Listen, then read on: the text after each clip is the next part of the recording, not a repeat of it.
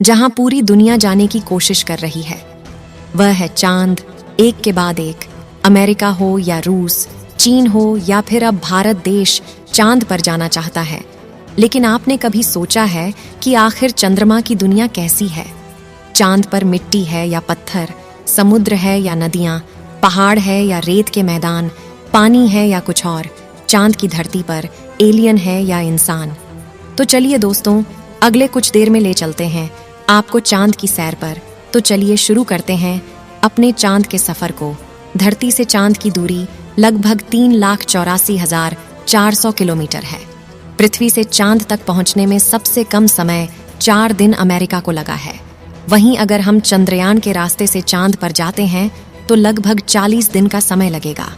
अगर यह मानकर चलें कि हम अमेरिकी स्पेसक्राफ्ट में बैठकर चांद पर जा रहे हैं तो हमें वहां पहुंचने में 4 दिन का समय लगेगा। 4 दिन बाद हम चांद की जमीन पर होंगे। चांद की जमीन पर उतरने के बाद जो हमें सबसे पहले दिखेगा वह है चांद की जमीन। आपको चांद की जमीन ऊबड़ खाबड़ नजर आएगी। चांद की जमीन पर हर तरफ आपको बड़े बड़े गड्ढे दिखाई देंगे। जब आप चांद की जमीन पर खड़े होकर ऊपर की ओर देखेंगे तो आपको हमारा खूबसूरत ग्रह पृथ्वी नजर आएगा, जिसमें आपको पृथ्वी साफ साफ अपने अक्ष पर घूर्णन करती हुई नजर आएगी। लेकिन आसमान में हमेशा उसकी स्थिरता बनी रहेगी। अर्थात चांद पर खड़े होकर पृथ्वी को कई वर्षों से अगर हम निहारते रहे तो वह अपनी जगह से टच से मस नहीं होगी। चांद का गुरुत्वाकर्षण पृथ्वी के मुकाबले 6 गुना कम है। यानी चांद की जमीन पर जाने के बाद हमारा वजन 6 गुना कम हो जाएगा। यदि पृथ्वी पर आपका वजन 60 किलो है तो चांद की सरफेस पर आपका वजन केवल 10 किलो ही रह जाएगा। यानी चांद की जमीन पर उतरने के बाद आप अपने आप को काफी हल्का महसूस करेंगे। आप इधर उधर आसानी से उछल पाएंगे। इसी कारण नील आर्मस्ट्रांग जब चांद पर चल रहे थे तब उछल उछल कर चल रहे थे, क्योंकि दोस्तों चांद पर पृथ्वी की तरह चल पाना संभव नहीं है। चांद की सतह पर नील आर्मस्ट्रांग और उनके साथियों के कदमों के निशान आज भी मौजूद है, क्योंकि वहां पर हवा न होने की वजह से वह निशान मिटे नहीं हैं। फिर थोड़ा चलने के बाद जब आप चांद पर इधर उधर देखोगे तो आपको बहुत सारा कचरा, पेपर, बहुत सारे क्षतिग्रस्त सैटेलाइट और बैग्स मिलेंगे। ये सारा कचरा हम इंसानों ने ही फैलाया है। ये कचरा इतना ज्यादा है कि 5 ट्रक भर सकते हैं। चांद पर कचरा और यह पेपर अंतरिक्ष यात्रियों ने फेंके थे, जिसमें उनकी मानव मूत्र और उल्टियां हैं। अब आप चांद की जमीन पर खड़े हैं तो आपको सबसे ज्यादा खतरा आसमानी मौत का है। चांद का गुरुत्वाकर्षण कम होने की वजह से इसके पास कोई भी वायुमंडल मौजूद नहीं है। वायुमंडल की ना मौजूदगी के कारण वहां पर रहने वालों के लिए उल्कापिंड से मरने का खतरा लगातार बना रहता है। यानी आप चांद पर खड़े हैं और पता नहीं कब एक बड़ा पत्थर आसमान से गिर कर आएगा और आपकी मौत वहीं पर हो जाएगी।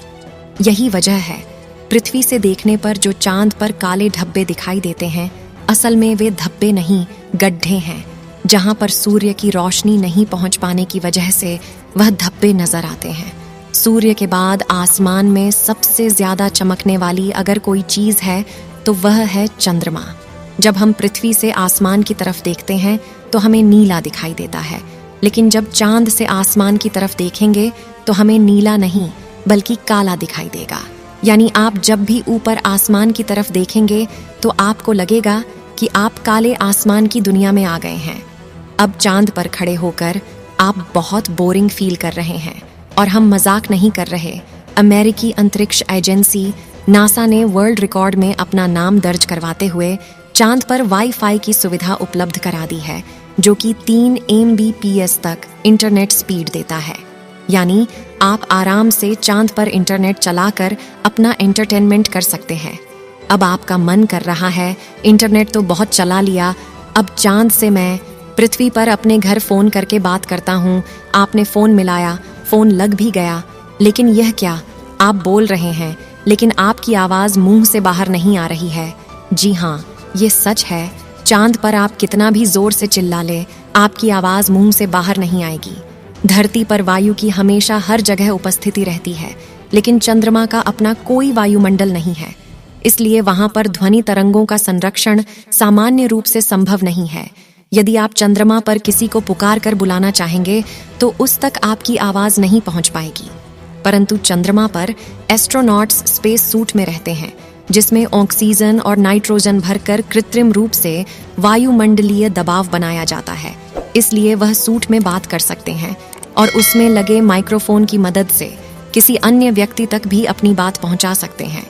इस तरह से चंद्रमा पर टेलीफोन के काम करने में तो कोई समस्या नहीं है, लेकिन आपको ध्वनि को अपने मुंह से माइक्रोफोन तक पहुंचाने के लिए किसी माध्यम जैसे वायु की आवश्यकता पड़ेगी, जो कि इस स्पेस सूट में ही संभव है।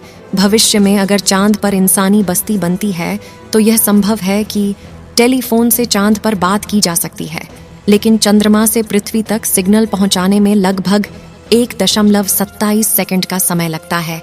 इसलिए पृथ्वी से संपर्क के दौरान आपको रुक रुक कर बात करनी पड़ेगी। अब चांद पर हमको रहना है, तो अब बात करते हैं चांद पर दिन और रात के बारे में। चांद को पृथ्वी का एक चक्कर लगाने में 27.3 दिन लग जाते हैं और अपने अक्ष पर भी एक चक्कर लगाने में इतना ही टाइम लगता है।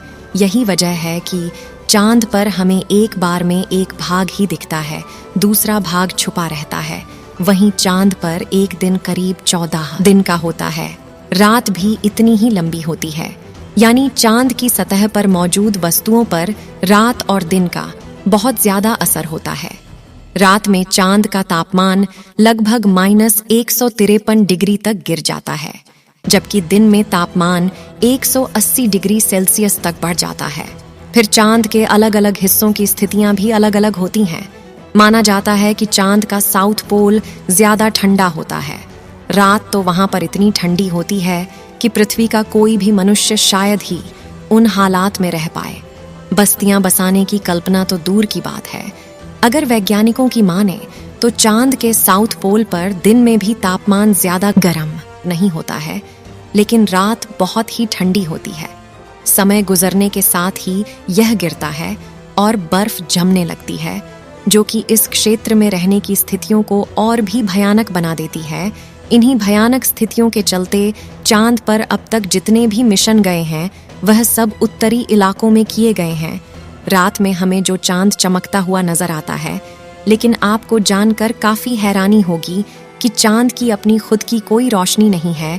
जो चांद पर रोशनी नजर आती है वह सूरज से आने वाली रोशनी का रिफ्लेक्शन है।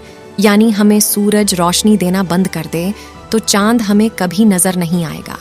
चांद पृथ्वी के चारों तरफ घूमते वक्त अपना एक ही हिस्सा पृथ्वी के सामने रखने के कारण चांद का दूसरा हिस्सा आज तक पृथ्वी के किसी भी मनुष्य ने नहीं देखा है।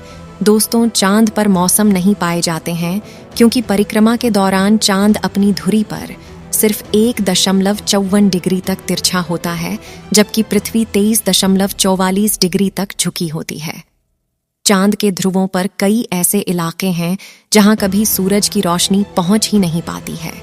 यानी घूमते हुए अगर आप चांद के इन इलाकों में पहुंच गए तो वहां नज़ारे बेहद ही भयानक होंगे।